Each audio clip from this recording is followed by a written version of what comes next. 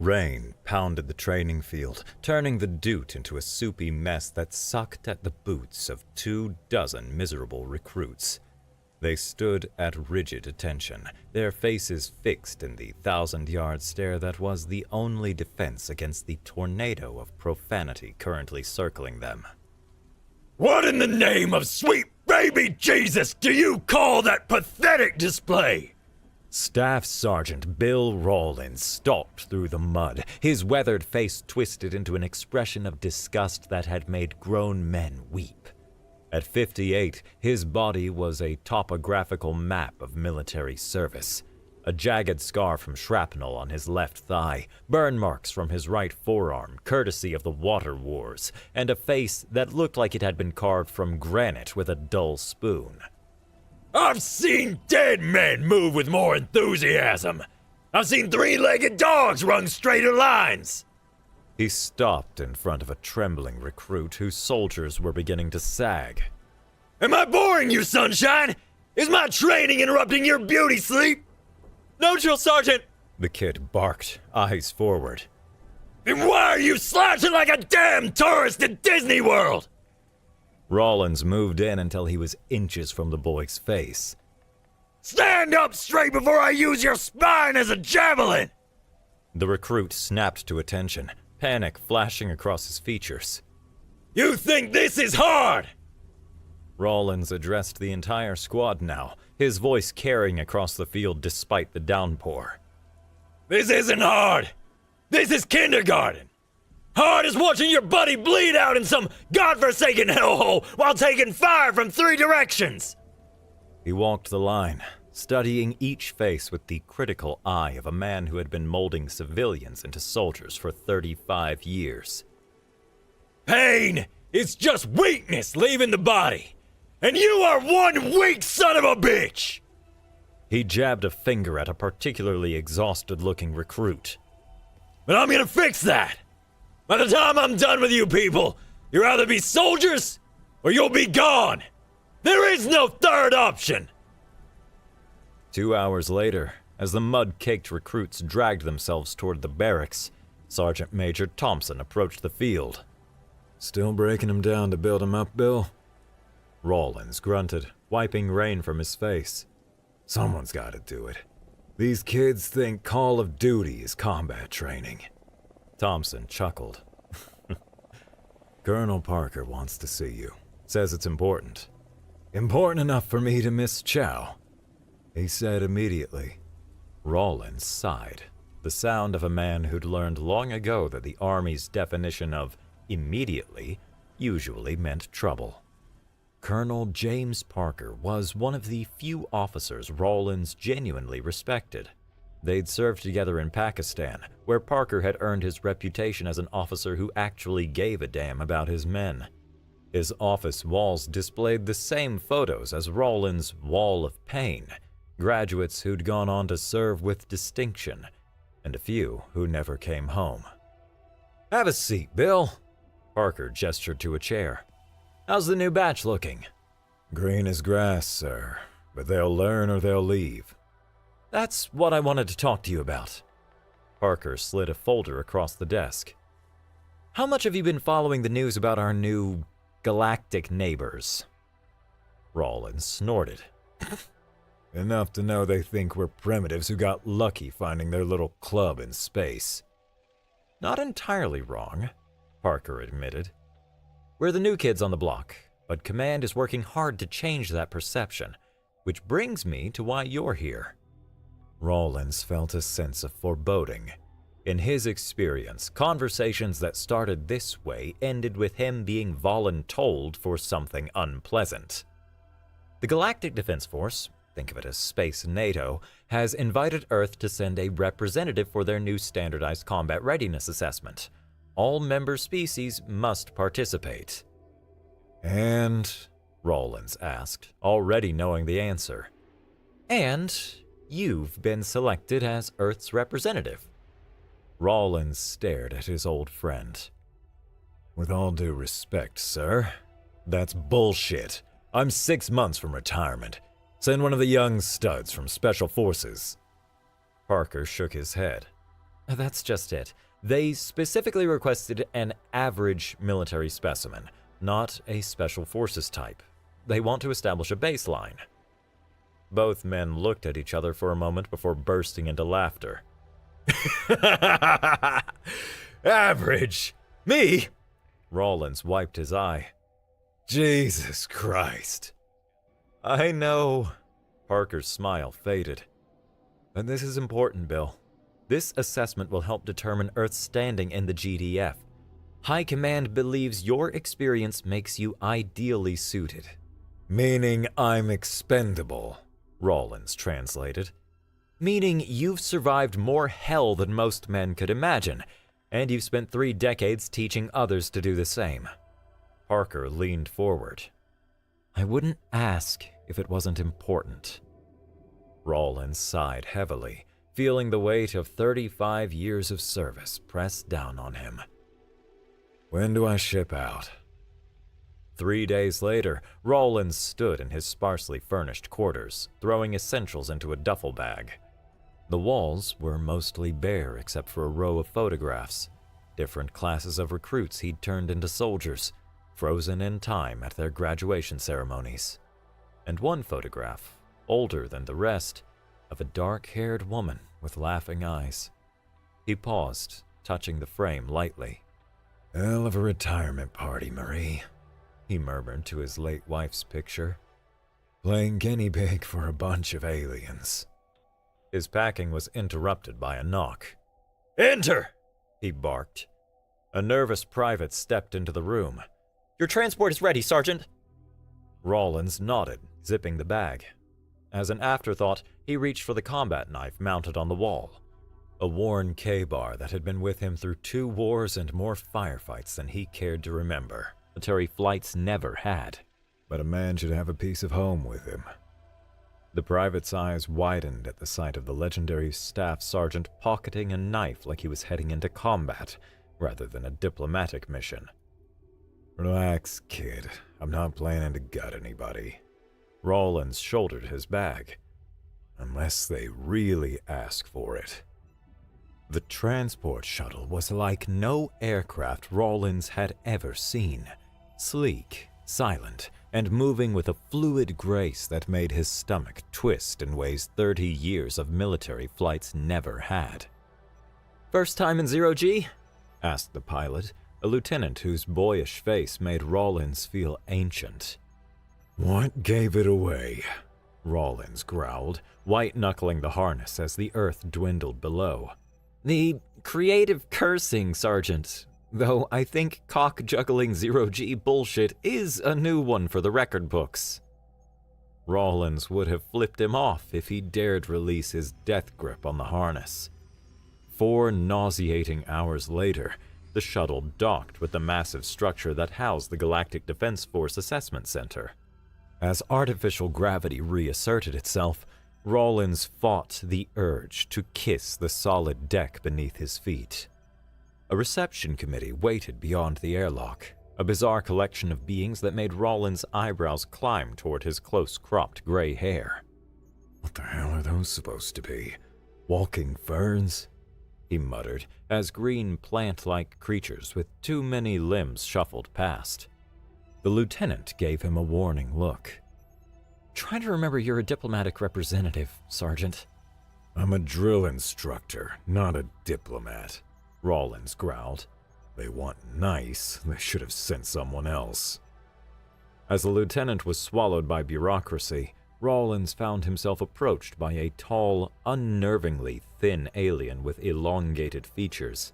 Its skin was a shade of off-white, and its eyes blinked independently of each other. Staff Sergeant William Rawlins of Earth? The translator device at its throat rendered the words in slightly stilted English. That's me. Rawlins tried not to stare at the creature's mouth, which seemed to move in all the wrong directions when it spoke. I am Senior Administrator Merle of the Pell. The alien gave what might have been a bow, though it looked more like a broken puppet collapsing. I will be overseeing your integration into the assessment program. Rollins squared his shoulders, instinctively falling into the parade rest stance that had been his default for decades. Lead the way. As they walked, Merle's voice took on a lecturing tone. The Galactic Defense Force assessment is designed to establish standardized metrics for combat readiness across all member species. It is most unusual for a non-spacefaring race to be included so early in their development. We may be new to space, but we've been fighting wars since we could pick up rocks, Rollins replied dryly. Merle's mouth parts twitched in what might have been amusement or disgust. Rollins couldn't tell. Yes, your species' propensity for violence has been noted in preliminary reports. They entered a large chamber where representatives of at least a dozen alien species were gathered.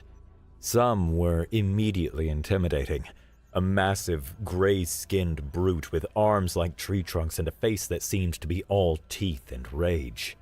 Others were more subtle in their otherness. A sleek, feline-looking being whose movements suggested predatory grace. The other assessment participants, Merle explained. You will be evaluated alongside them, though, of course, the metrics are adjusted for species-specific capabilities. Rollins could feel multiple sets of alien eyes examining him, assessing the latest curiosity.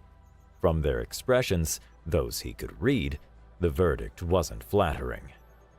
Let me guess, Rollins said. They're wondering why you brought in a primitive monkey. Merle's head tilted at an angle that made Rollins' neck hurt just looking at it. Your perceptiveness is unexpected. I've spent my life reading men who want to kill me, Rollins replied. Aliens aren't that different.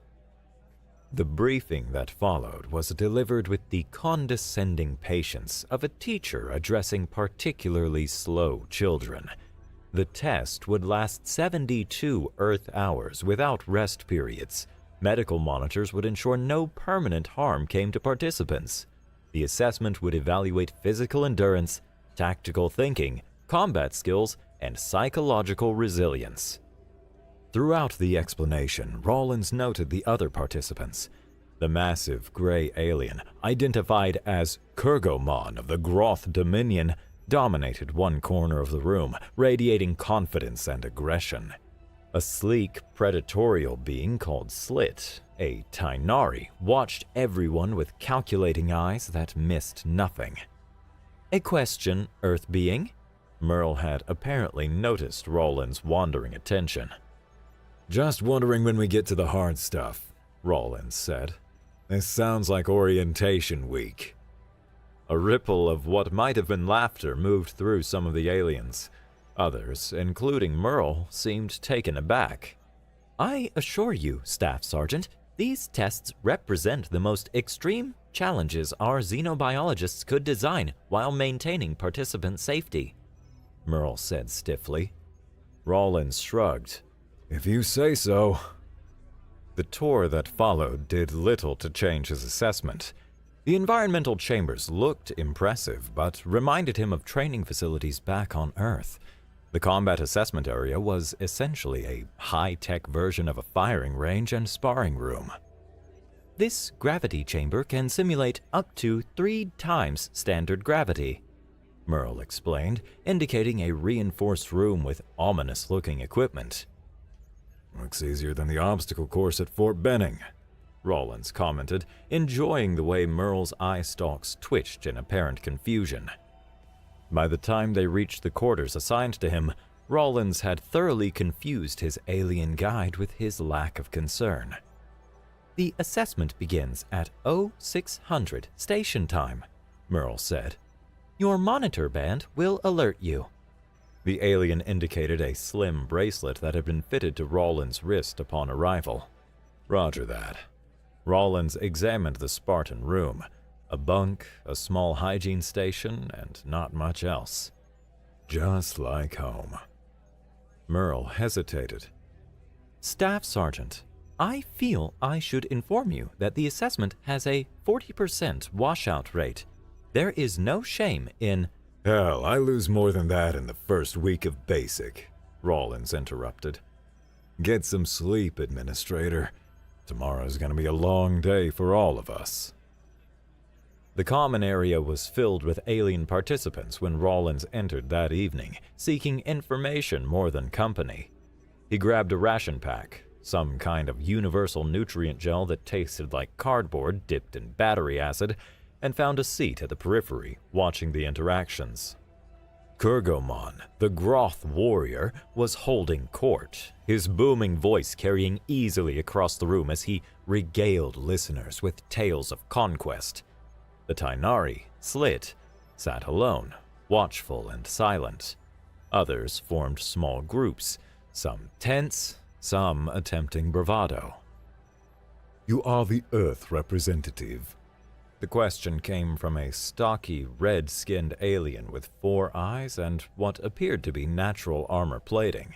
That's right, Rawlins replied, taking another bite of the awful ration pack.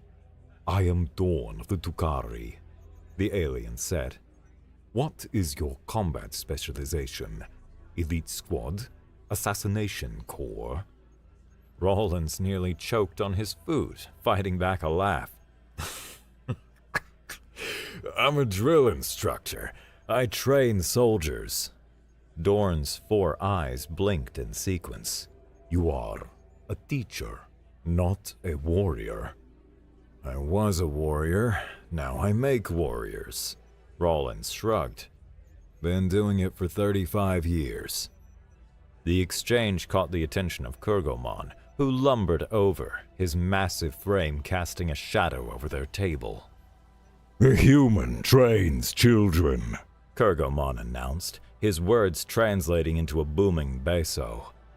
The Galactic Defense Force must truly despise Earth to send such an insult.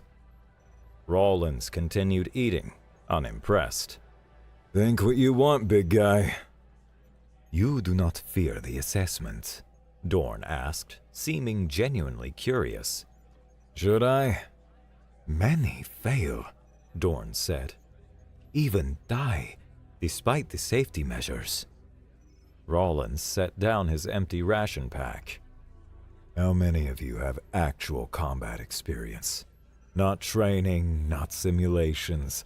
Actual life or death combat. The silence that followed was telling. Rawlins stood, stretching muscles that had begun to protest the station's slightly off gravity. That's what I thought. As he turned to leave, Kurgomon blocked his path. Your species knows nothing of true combat. The Groth have been warriors for 10,000 years. Rawlins looked up at the alien, unimpressed by the display of intimidation that had cowed the others. Congratulations. We humans spent that time figuring out more efficient ways to kill each other. Good night. He brushed past the stunned Groth, heading for his quarters.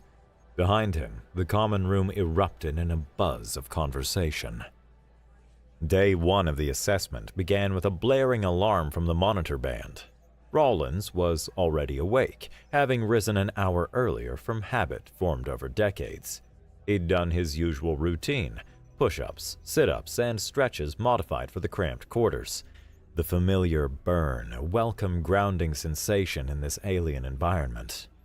The first test was the Environmental Endurance Chamber Complex. Participants would move through a series of interconnected rooms simulating extreme conditions sequentially. Heat, cold, toxic atmosphere, radiation, and low oxygen. No breaks between rooms. Each environment is calibrated to be survivable, but push the physiological limits identified for your species, Merle explained, as impassive technicians attached additional biomedical sensors to the participants. The alien administrator's voice held a detached, clinical tone. The objective is completion under duress, demonstrating resilience. Speed is secondary to successful navigation. Rawlins nodded curtly, eyeing the heavy, reinforced door leading into the first chamber. It looked like the entrance to an industrial furnace. Standard procedure, like SCRE school, but with shinier toys and weirder classmates. The door hissed open, revealing the heat chamber. It was beyond hot. It was a physical blow. A wave of desiccating 120 degrees Fahrenheit air slammed into him, smelling faintly of baking metal. It felt like standing too close to burning jet fuel on a tarmac. Sweat sprang out on his skin, only to be instantly wicked away by the parched atmosphere, leaving a tight, papery feeling. He saw a few aliens recoil, their unfamiliar physiologies reacting poorly to the sudden, dry inferno. One spindly insectoid being immediately began trembling violently. Amateurs, Rollins thought, suppressing a grimace. He ignored the urge to rush through, instead setting a deliberate, steady pace. Control your breathing. Conserve moisture. Don't let the panic reflex kick in. He watched Kurgomon, the massive Groth, stride through with apparent ease, his thick hide likely offering significant protection.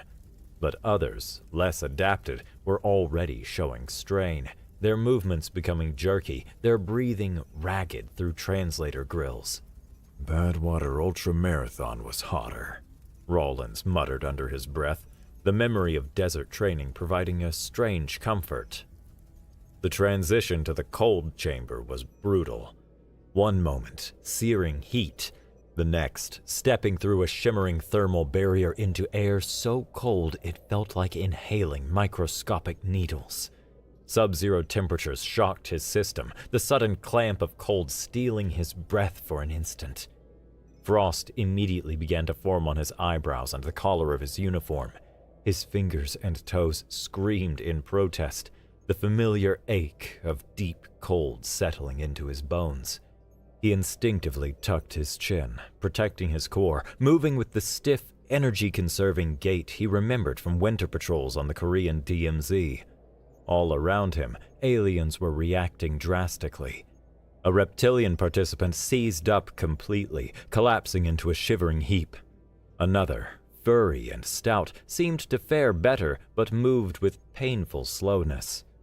Rollins kept moving, focusing on the rhythmic crunch of his boots on the artificially frosted floor. Just gotta keep the blood flowing. Don't stop. Next came the toxic atmosphere chamber. The airlock cycled, replacing the biting cold with a thick, soupy miasma that swirled with sickly green and yellow vapors.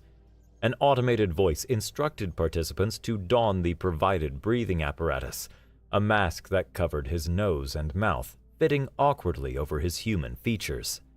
The filtered air tasted metallic and stale. Each breath required conscious effort against the heavy, clinging atmosphere. Visibility dropped to a few meters. 2 participants succumbed quickly, collapsing before technicians in environment suits could drag them out. Rollins saw Dorn, the Tukari warrior, falter, his armor plates heaving. Steady breathing, Rollins grunted through the mask's comm, pausing beside the struggling alien. Slow, deep. In through the nose filter, out through the mouth valve. Keep moving, warrior. Don't give the bastards a satisfaction. He clapped Dorn on the shoulder plating, a gesture that transcended species, before pressing onward. Damn pampered space cadets. The radiation chamber was psychologically the worst. No heat, no cold, no visible threat. Just a sterile gray room with an unnerving silence. The only indication of danger was the steadily climbing rad counter on his wrist monitor and the ominous hum from unseen emitters. Several participants froze, their alien senses perhaps detecting something humans couldn't, or simply paralyzed by the unseen, insidious nature of the threat. Rollins felt the primal urge to flee, the gut-level fear of invisible death. He pushed it down, drawing on decades of training. He thought of old exercises near decommissioned test sites, the constant low-level anxiety drilled out by procedure and discipline. Acknowledge the threat. Don't dwell on it. Keep moving. Objective is the door. He focused on placing one foot in front of the other, ignoring the flickering red numbers on his wrist. Finally, the low oxygen chamber. The air thinned dramatically, becoming instantly harder to draw. His lungs burned, demanding more oxygen than the environment could provide. Black spots danced at the edges of his vision, and a dull pounding started behind his temples. Rawlins immediately slowed his pace, forcing himself into the rhythmic pressure-breathing technique taught for high-altitude operations. Inhale deep. Hold. Exhale sharp. The world seemed to swim slightly, his limbs feeling heavy as lead. He saw Slit, the predatory Tainari, moving with strained grace, clearly affected but coping better than most.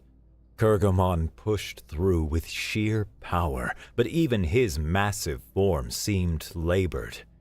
Rawlins focused on the exit, a bright rectangle in the hazy room, pushing forward with sheer grit. When he finally stumbled through the last airlock, gasping in the blessedly normal station air, medical staff rushed forward with oxygen masks and diagnostic scanners. Rawlins waved the mask away, leaning against the bulkhead and taking deep, deliberate breaths. Just catching my breath, he panted, sweat plastering his short gray hair to his scalp. How'd we do? Merle consulted a glowing datapad, his eye stalks quivering slightly, a motion Rawlins was starting to interpret as surprise, or maybe agitation. You are the third participant to complete the environmental sequence, and the only one recorded assisting another participant during the toxic phase. Rawlins straightened, looking back toward the chamber exit where Dorn was now emerging, looking shaky but intact. Any casualties? 3 participants required emergency medical extraction and have been disqualified from the assessment, Merle stated.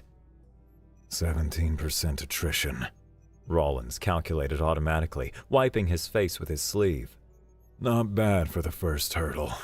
Better than I expected for this lot.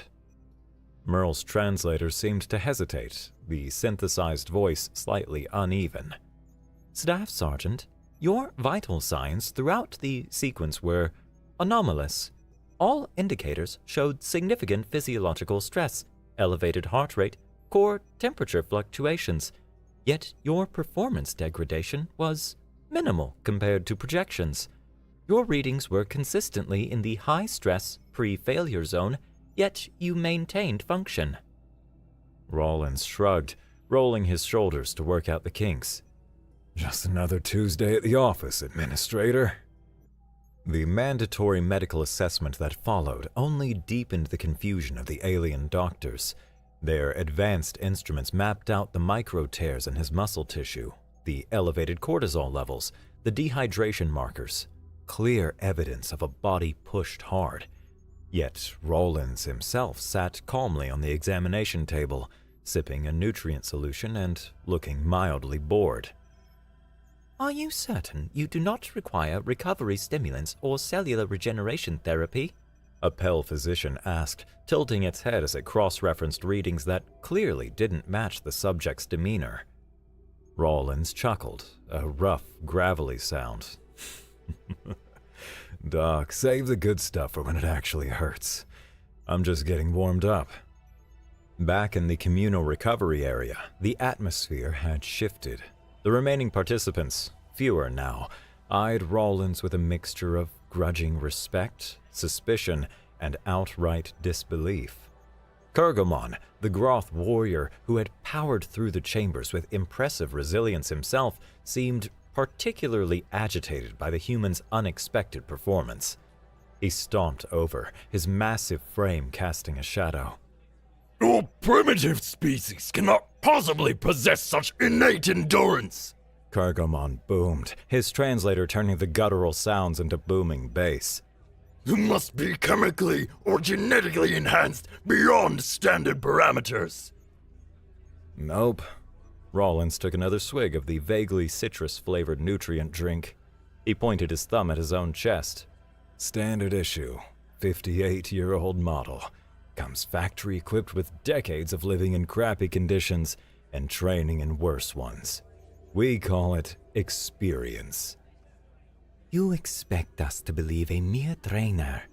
A smooth, sibilant voice interjected. It was Slit, the Tainari, speaking for the first time directly to Rollins. His predatory eyes narrowed. Possesses the physical capabilities exceeding some of our designated elite warrior castes? I expect you to believe what you just saw, Rollins replied evenly, meeting the Tainari's gaze without flinching. Human history is mostly about finding new ways to survive hardship and kill each other, son. My particular slice of that history includes 2 major wars, 24 minor conflicts, and 35 years turning soft civilians into people who can march through hell and ask for seconds. You don't do that without learning to endure. The aliens exchanged uneasy glances, their translator devices buzzing quietly as they processed his words. Dorn approached cautiously. What manner of warfare does your species practice that requires such extreme conditioning? Dorn asked, genuine curiosity in his 4 eyes. Rollins leaned back, considering the question. All kinds, he said finally. Fighting in jungles so thick you can't see 5 feet. Deserts so hot your eyeballs cook. Cities turned to rubble. We fought knee-deep in mud with bayonets, and now we train kids to fight alongside autonomous drones and orbital artillery. He took another drink, letting the silence hang. Hell, the training pipeline just to qualify for frontline infantry is designed to break most people. This is just a brisk walk. The afternoon brought combat efficiency tests, a series of evaluations with various weapon systems, both familiar and alien. Rollins excelled with anything resembling projectile weapons, his decades of firearms training translating effectively. This is basically a fancy rifle, he muttered, examining an energy weapon that the Pell instructor had described in incomprehensibly technical terms. His first shots went wide, but he quickly adjusted, applying basic marksmanship principles: steady position, breath control, trigger squeeze.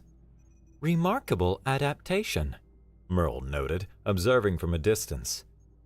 Most species require significantly more training with unfamiliar weapon types. A gun is a gun, Rollins replied, placing his next 3 shots in a tight grouping. Just gotta figure out how it pulls. The hand-to-hand combat assessment proved more challenging. Paired against a Groth warrior, not Kurgomon, but similarly massive, Rollins found himself at a significant disadvantage in terms of strength and reach. The Pell instructor began explaining the rules, but Rollins had already assessed his opponent. The Groth was powerful but slow, with an obvious tendency to protect its side. An old injury, perhaps. When the signal came, the Groth charged with a roar, expecting to overwhelm the smaller human with brute force. Rollins sidestepped, using the alien's momentum against him, and struck with precise force at the weak point he'd identified. The Groth crashed to the ground, bellowing in pain and surprise. Inelegant technique, the Pell instructor commented disapprovingly. Rollins helped his opponent up. Dead is dead. Fancy don't matter. He demonstrated the strike again, slowly. See? Simple strike, modified for your anatomy. Works on humans too. The instructor's eye stalks quivered in disapproval, but the watching participants murmured with new interest. The tactical challenge that evening required participants to formulate attack plans for various scenarios displayed in a holographic simulator. The Pell evaluators clearly expected sophisticated responses utilizing advanced technology and complex maneuvers. Rollins' plans were straightforward. Secure high ground, establish fields of fire, maintain unit cohesion, and concentrate force at the enemy's weak points. This approach seems primitive, One evaluator commented, studying Rollins' solution to an urban combat scenario. It's effective, Rollins countered. All your fancy tech and plans go to hell when the shit hits the fan. Combat is chaos. The side that maintains discipline and exploits basic advantages usually wins. But surely with particle beam technology and gravity manipulation, Tools change. Principles don't, Rollins interrupted. You wanted perspective from Earth's military? This is it.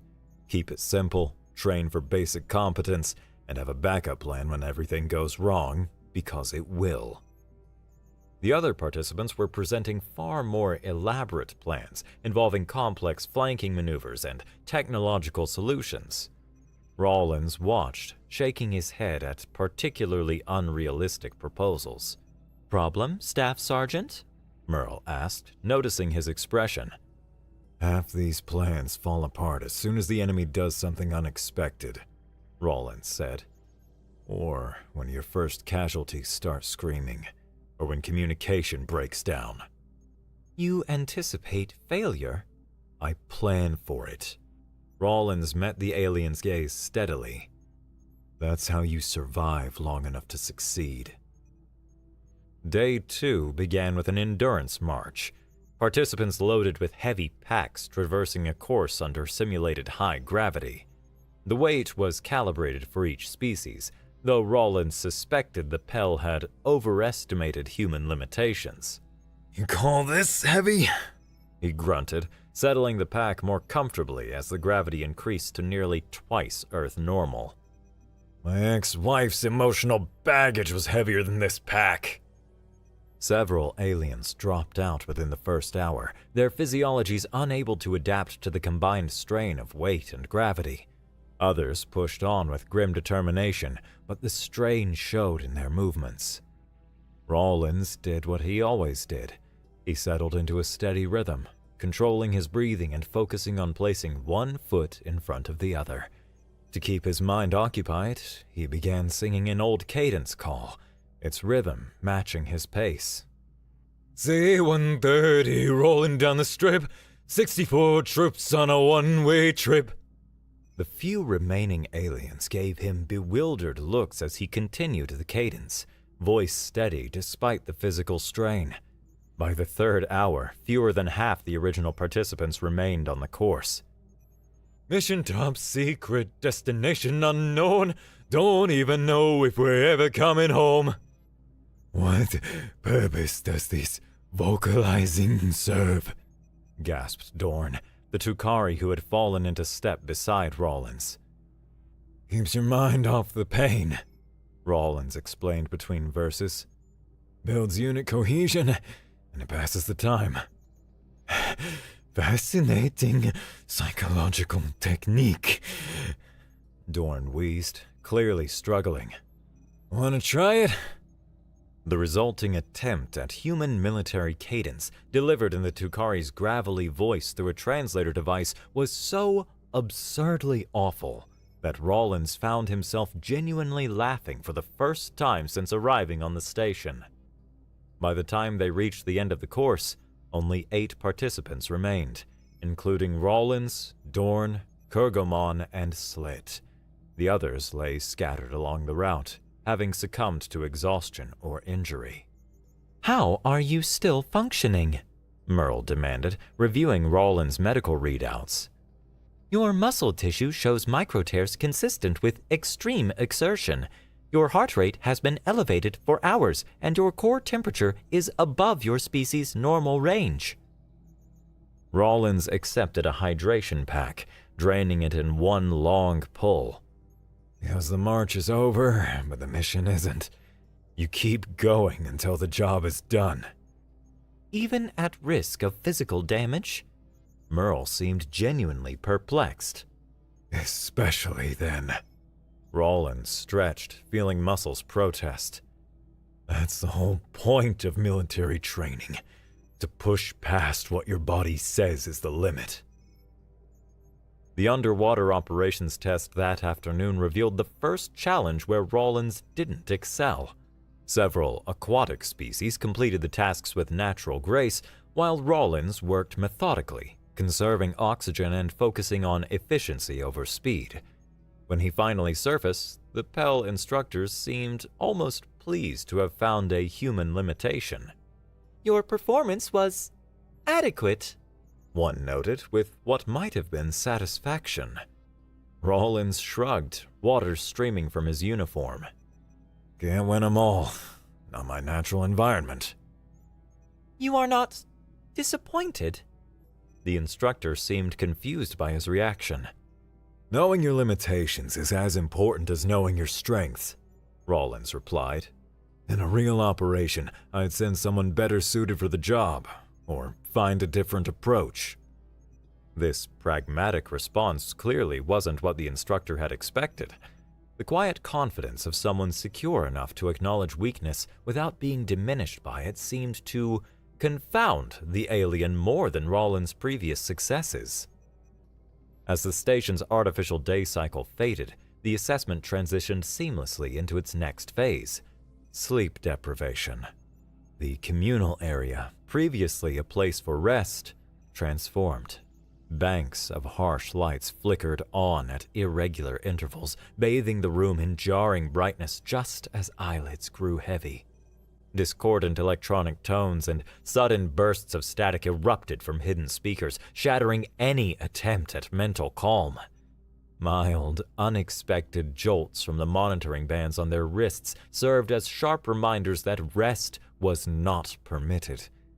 All the while, complex cognitive tasks flashed onto screens: pattern recognition, tactical problem-solving, memory tests, demanding focus from increasingly frayed minds. Within hours, the toll became evident on most remaining participants. Kurgomon slumped, his massive form radiating frustration rather than aggression. Slit's normally fluid patterns became tense and jerky, his sharp eyes clouded with fatigue. Dorn struggled visibly, his translator occasionally outputting garbled words as his concentration fractured. Cognitive functions slowed across the board. Reflexes dulled, reaction times plummeted, and short tempers flared in muttered alien curses. Rawlins, however, seemed to hit a second wind. While others fought to stay upright, he prowled the room like he owned it, fueled by some internal reserve the Pell protocols couldn't touch. He became almost garrulous, regaling anyone within earshot, willing or not, with increasingly colorful war stories, his voice cutting through the engineered chaos. So there we were, 3 days, no sleep, rations gone, comms dead, knee-deep in swamp that smelled like something crawled in it and died. And this lieutenant, shiny as a new penny, pulls out the field manual like it's gonna magically grow us a pizza. Rawlins slapped his thigh, a harsh bark of laughter escaping him. You should have seen his face when I told him the sergeant major used page 47 to start a fire that morning. Priceless. How do you remain so functional? Dorn managed, his voice strained through the translator, his usual stoicism eroded by exhaustion. Rawlins paused his pacing, a wry grin cracking his weathered face. Ranger school, son. 61 days. Average maybe 3 hours sleep a night, sometimes less. They train the quitting right out of you. He leaned in conspiratorially. Compared to that, this is like a vacation spa. Want to hear about the time we navigated out of the Panamanian jungle using only a broken compass? The Pell observers, monitoring from behind one-way glass, watched with expressions oscillating between scientific fascination and outright alarm. Their carefully calibrated protocols, designed to induce cognitive failure within predictable species parameters, were having little effect on the human beyond making him chattier. Rawlins wasn't just functional, he seemed to be drawing energy from the challenge, his endurance defying their models. our projections indicated significant cognitive decline in baseline humans after 18 hours under these conditions, Merle noted during a brief sensor check, his translator conveying a tone of deep consternation. Your species' capacity for sustained operations under extreme fatigue exceeds all known galactic benchmarks. Rawlins just winked, nodding towards the nutrient dispenser. This is nothing. Wait till you see what happens when we get our hands on coffee. Day 3 brought the psychological warfare test. Isolation chambers where participants were subjected to disorienting sensory experiences designed to break concentration and induce stress responses. For Rawlins, they attempted to simulate battlefield PTSD triggers. Explosions, screams of wounded comrades, flashing lights reminiscent of firefights. The Pell had clearly studied human psychology, but they'd underestimated the mental discipline of a career soldier. Rawlins employed techniques he'd taught to troops for decades. Controlled breathing, mental compartmentalization, focus on immediate tasks. The memories surfaced. Ambushes in Kashmir, friends lost in sudden violence, the particular smell of death that never quite left your nose. But he acknowledged them without being consumed. When he emerged 4 hours later, his face was set in grim lines, but his eyes were clear and focused. You wish to discuss your experience? A Pell psychologist offered, instruments indicating elevated stress markers. I wish to tell you exactly where you can shove your psychological tests, Rawlins replied evenly. Using a soldier's dead friends against him is a special kind of low. The alien backed away, alarm evident in its posture. The test is designed to... I know what it's designed to do, Rawlins cut him off. And I know why it failed. You want to break someone, you need to understand what they fear. I don't fear those memories. I honor them. Only 4 participants remained for the final combat scenario. Rawlins, Kurgomon, Slit, and, surprisingly, Dorn. The Tukari had displayed unexpected resilience throughout the assessment, adapting and learning with quiet determination. The scenario was elaborate, a complex battle space populated with automated opponents that adapted to the participants' tactics. Each competitor would be evaluated individually. Rawlins watched as Kurgomon relied on brute strength and aggression. Slit employed stealth and precision, and Dorn used a balanced approach. Each was effective in their way, but all 3 eventually succumbed to the escalating challenges. When Rawlins' turn came, the scenario had been noticeably modified. More opponents, greater complexity, higher stakes. Trying to break me? He asked Merle directly, recognizing the manipulation. Oh, my drill sergeant was meaner than you on his good days. The scenario began with a simulated ambush, opponents converging from multiple directions with overwhelming firepower. Rather than retreat or advance, Rawlins immediately went to ground, using minimal cover and returning precisely aimed fire. Conserve ammunition, maintain situational awareness, he muttered, falling back on training so deeply ingrained it was instinct. The simulation escalated beyond its programmed parameters as the Pell, increasingly frustrated by Rawlins' performance, added more variables, environmental hazards, equipment failures, civilian complications. Rawlins adapted, shifting tactics to meet each new challenge. When conventional approaches failed, he improvised, using the environment, exploiting weaknesses in the simulation's logic, even allowing himself to appear defeated to draw opponents into vulnerable positions. After 3 grueling hours, he completed the scenario through a combination of brute force, creative tactics, and sheer stubbornness that the simulation simply wasn't programmed to counter. As the final opponent fell, Rawlins stood in the center of the virtual battlefield, breathing hard but upright. The simulation dissolved around him, revealing a room full of stunned Pell technicians. Is that it? He asked, wiping sweat from his brow. The final medical assessment revealed what the Pell physicians described as concerning indicators of physiological stress, elevated cortisol, muscle damage, marginal dehydration despite fluid replacement. Yet you remain functional, The lead physician noted with what sounded almost like accusation. Told you I was just getting warmed up, Rollins replied, rolling his shoulder to work out a kink.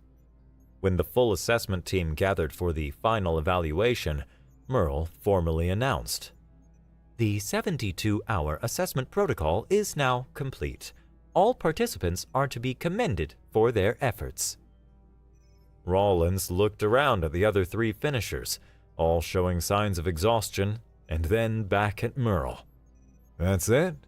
When does the real test start?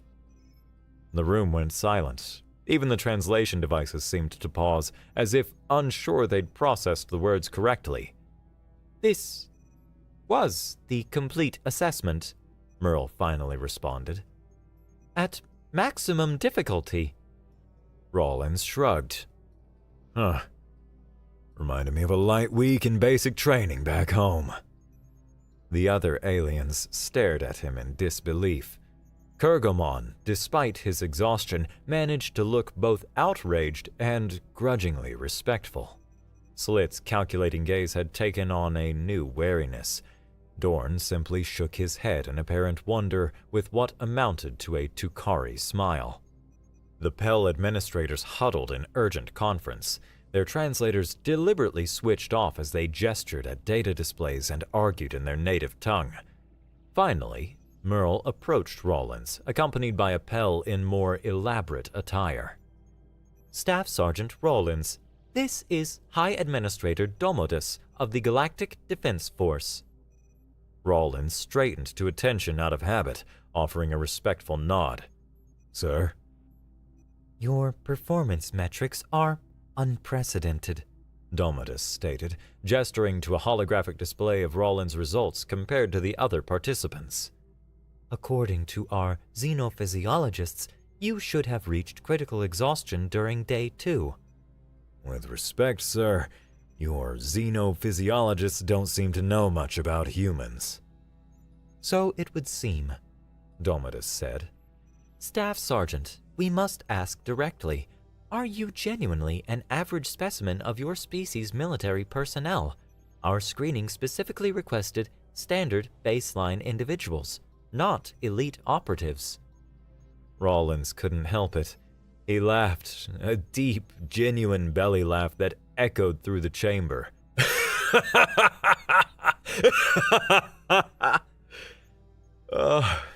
I'm a drill instructor nearing retirement, he explained when he'd composed himself.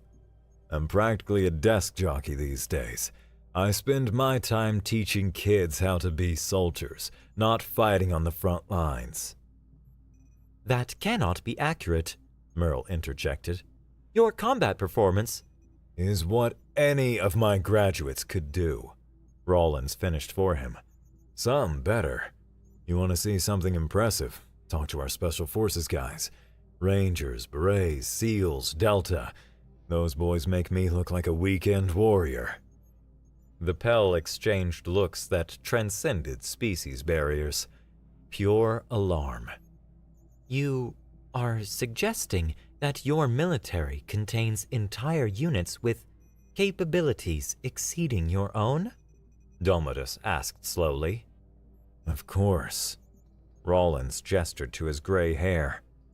I'm an old man by military standards. Our active combat units are younger, faster, and trained with newer techniques. I just have experience on my side. This complicates matters, Domodus admitted. The final conference took place in a chamber Rollins hadn't seen before, clearly a high-level administrative section of the station. Representatives from several species were present, including members of the GDF Leadership Council. their varied forms arranged around a large holographic display table. Based on the assessment results and subsequent evaluation, High Administrator Prell announced, his voice resonating with formal authority. the Galactic Defense Force High Command has reached a decision regarding Earth's potential contribution to our combined security efforts. Rawlins stood at parade rest, the posture automatic, his gaze steady. He'd done what they asked. He'd shown them what an average human soldier, even one near the end of his career, could do. Now came the fallout. The performance metrics demonstrated by Staff Sergeant Rawlins, representing baseline human military conditioning, suggest significant deficiencies in current GDF readiness protocols. Prell continued, surprisingly blunt. Therefore, Earth will be invited to take a leading role in designing new, more effective, and considerably more rigorous training regimen for GDF combined forces. Prell turned his attention directly to Rawlins. And we would like to offer you, Staff Sergeant Rawlins, the position of Chief Training Advisor to oversee this restructuring. Rawlins blinked, genuinely taken aback. He'd expected maybe a commendation, a handshake, and a shuttle ride home to his retirement paperwork.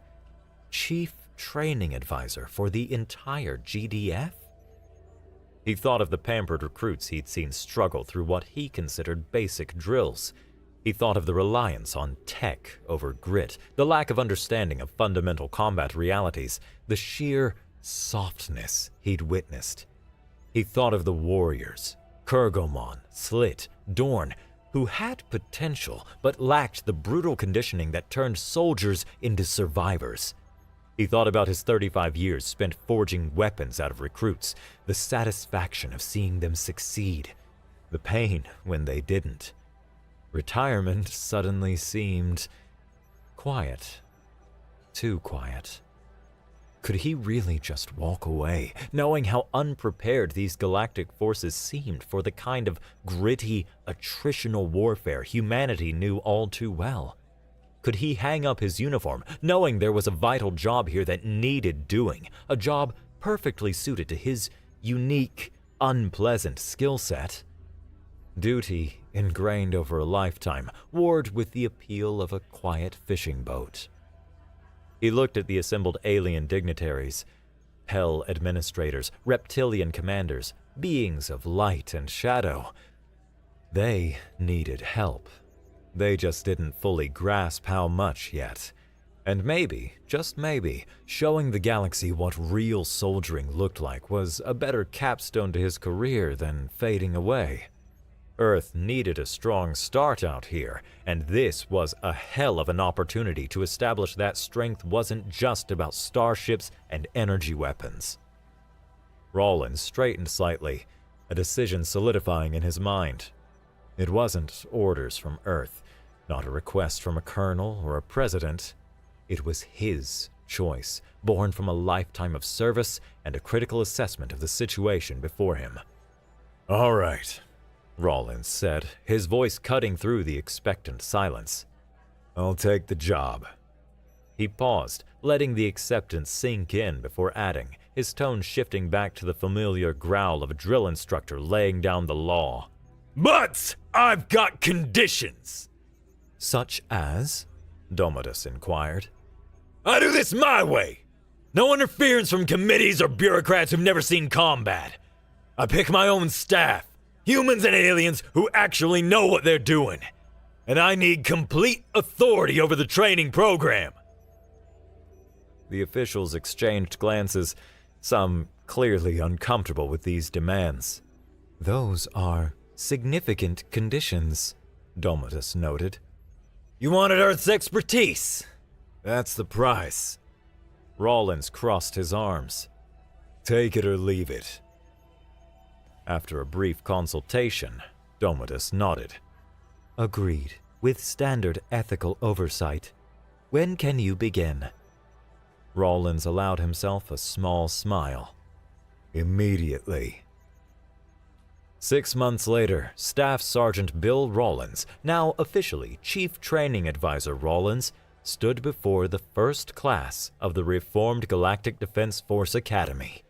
40 recruits from 12 species waited nervously, having heard rumors about the new human training methods. Rawlins paced before them, studying each face with the critical eye that had evaluated thousands of recruits over his career.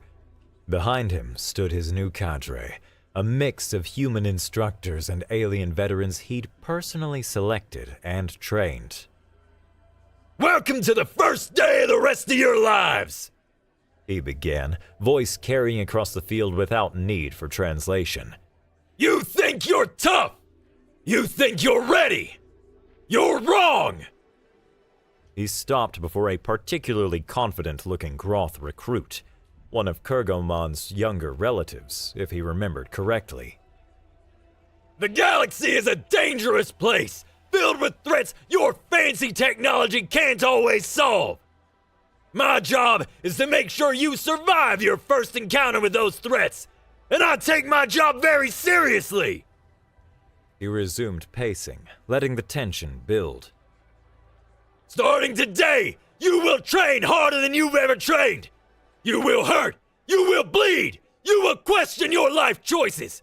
But if you survive what I'm about to put you through, you will be the most effective fighting force the galaxy has ever seen!